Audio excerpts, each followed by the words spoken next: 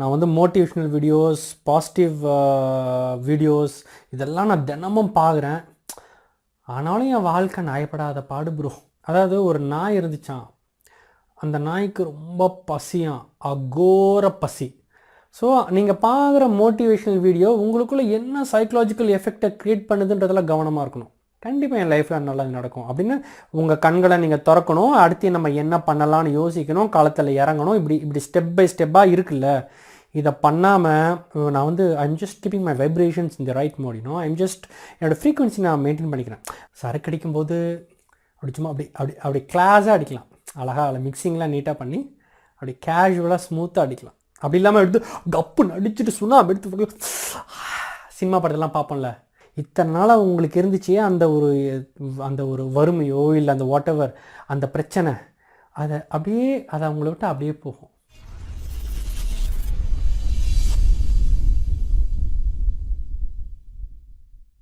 Hi hello வணக்கம், நான் உங்கள் சக்தி சரவணன். இது நம்முடைய எஸ்எஸ் சேனல். நம்ம சேனலில் இருக்கிற ஒவ்வொரு பதிவும் பார்க்க உங்களுக்கு அப்படியே கான்ஷியஸ்னஸ் டெவலப் ஆகிட்டே போகும். ஸோ மறக்காமல் நம்ம சேனலுக்கு சப்ஸ்கிரைப் பண்ணிக்கோங்க. அண்ட் டைம் கிடைக்கும் போது மற்ற வீடியோஸ் எல்லாம் பாருங்கள். ஸோ உங்களுக்கு அந்த விழிப்பு நிலை தானே பெருக ஆரம்பிக்கும். நீங்கள் ஏற்கனவே நம்ம சப்ஸ்கிரைபர்னா I love you so much. Okay இந்த பதிவு கூட போகலாம். இந்த பதிவில் நம்ம என்ன பார்க்க போகிறோன்னா,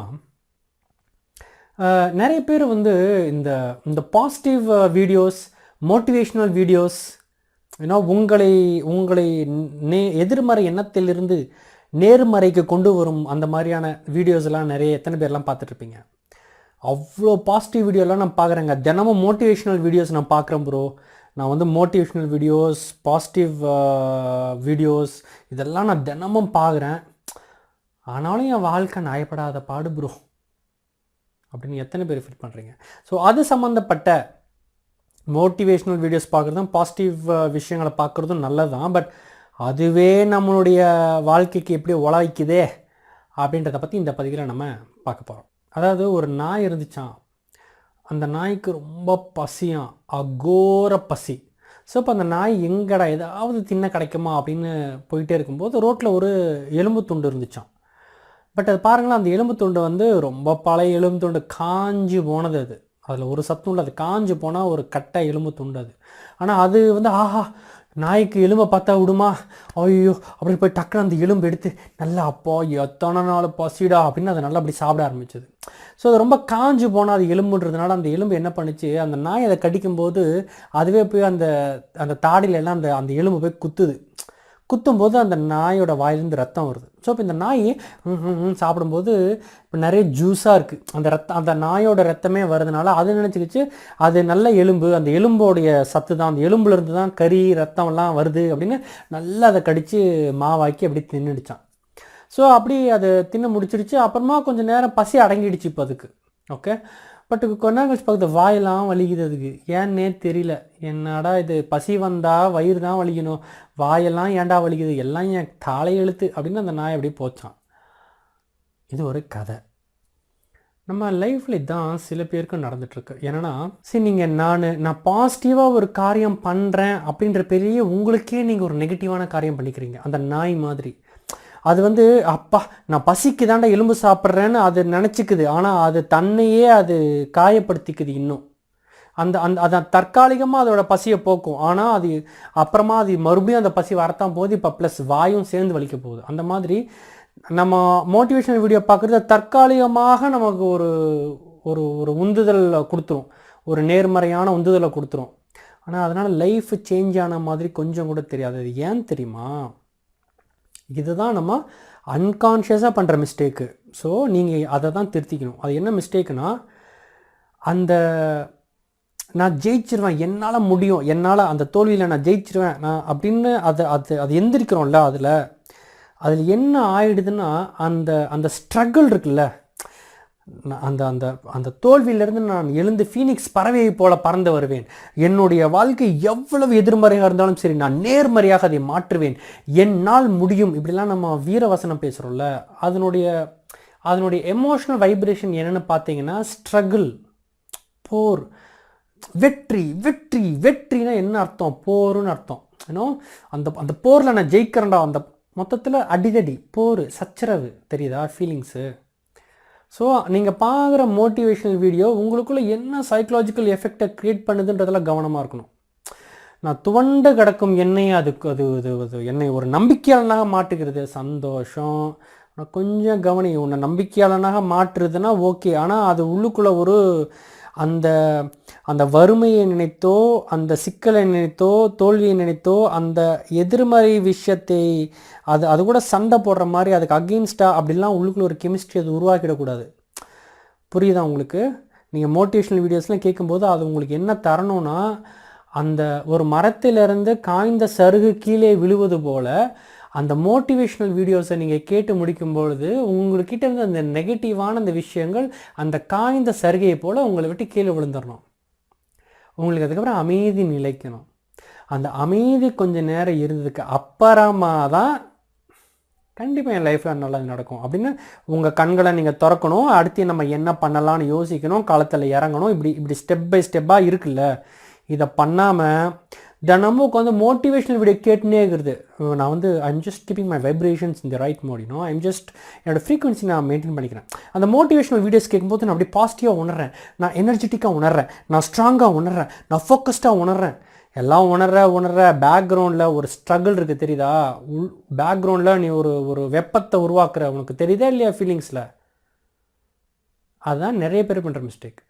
நீங்கள் ஒரு மோட்டிவேஷ்னல் வீடியோ எதிர்மறை எண்ணங்களை விட்டு வெளியே வருவதற்கும் நேர்மறையாக உங்களை மாற்றிக்கொள்வதற்கும் நீங்கள் ஒரு பாசிட்டிவ் வீடியோவோ மோட்டிவேஷ்னல் வீடியோலாம் பார்த்தீங்கன்னா அது வந்து உங்களுக்கு எப்படி ஒரு ஃபீலிங்கை கொடுக்கணும்னா, அந்த எதிர்மறை எண்ணங்கள் உங்களை விட்டு கீழே விழுந்துருச்சு.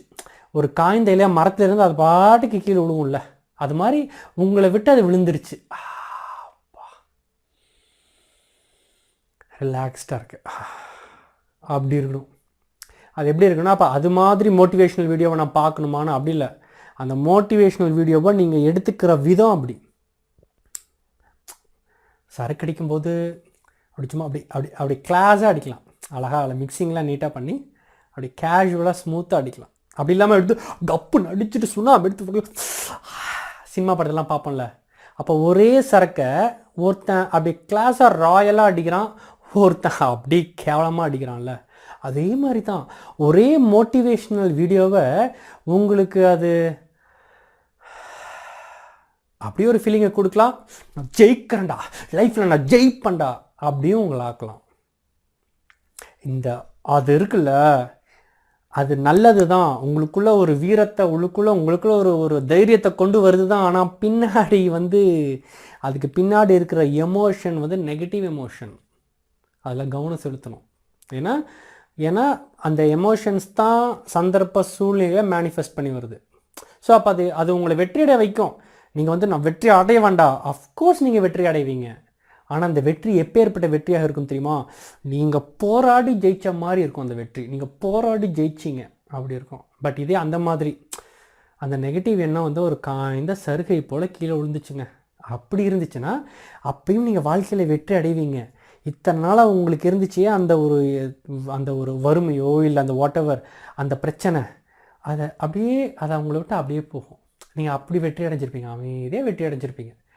என்னமோ தெரியல, திடீர்னு அந்த கஷ்டமோ துக்கமோ வறுமையோ வாட் எவர் அது உங்களை விட்டு அப்படி மெதுவாக போயிடும். ஸோ எப்படி எடுத்துக்கிறீங்க அதை உள்ள அப்படின்றது தான் முக்கியம்.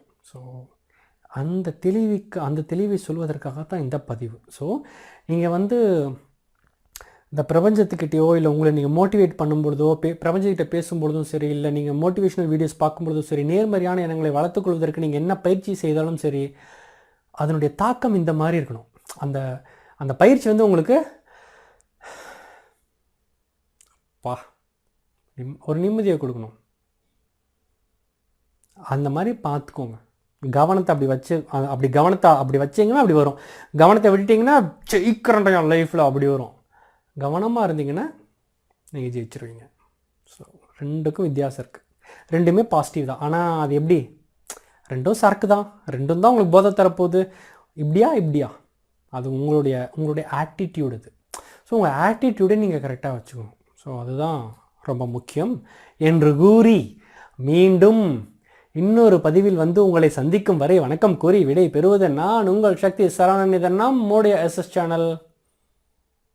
Bye-bye. அப்புறம் வந்து அந்த சரக்கு அடிக்கிறத பற்றிலாம் பேசினேன், கீழே சப்டைட்டில்லாம் இந்த கீழே அந்த அந்த குடிப்பழக்கம் ஊரே அதெல்லாம் நான் போடல. இப்போ அதெல்லாம் சொல்லிட்டேன். ஓகே, யாருக்கும் அந்த எண்ணங்கள்லாம் வந்துடக்கூடாது. குடி நாட்டுக்கும் வீட்டுக்கும் உயிருக்கும் கேடு. ஓகே, மீண்டும் அடுத்த பதிவில் வந்து உங்களை சந்திக்கிறேன். அதுவரை வணக்கம் கூறி விடைபெறுவது நான் உங்கள் சக்தி சரவணன். இது நம்முடைய சேனல். பாய்.